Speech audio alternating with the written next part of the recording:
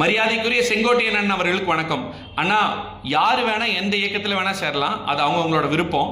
ஆனா திமுகவும் அண்ணா திமுகவும் ஒண்ணு, இது ரெண்டும் வேற இல்ல அப்படின்னு என்னைக்கு சொன்னீங்களோ அன்னைக்கு உங்க மேல இருக்கிற மரியாதை மிகவும் குறைஞ்சிருச்சுங்கண்ணா. ஏன்னா புரட்சி தலைவர் திமுக எதிர்த்து இந்த கட்சி ஆரம்பிச்சார். அவருக்கு எவ்வளவு தொந்தரவு கொடுத்தாங்க திமுக. புரட்சி தலைவி அம்மா அவர்களை சட்டசபையில் ஒரு பெண்ணுன்னு பார்க்காம எவ்வளவு துன்புறுத்தினாங்க.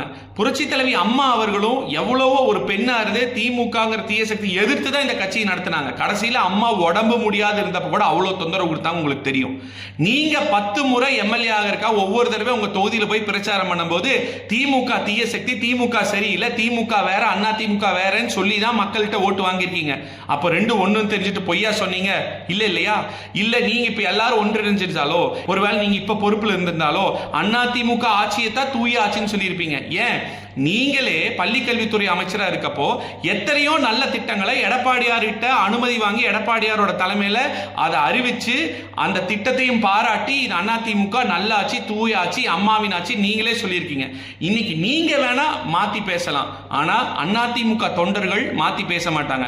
ஏன்னா புரட்சி தலைவர் அவர்கள் இறந்ததுக்கு அப்புறம் அவர் தான் கட்சி தான் அவரே போயிட்டார், கட்சி இருக்காது. நாங்க இதுவரைக்கும் கட்சி இருக்கிற காரணம் தொண்டர்கள். புரட்சி தலைவி அம்மா அவர்கள் மிகப்பெரிய ஆளுமை, இந்தியாவே திரும்பி பார்த்தது.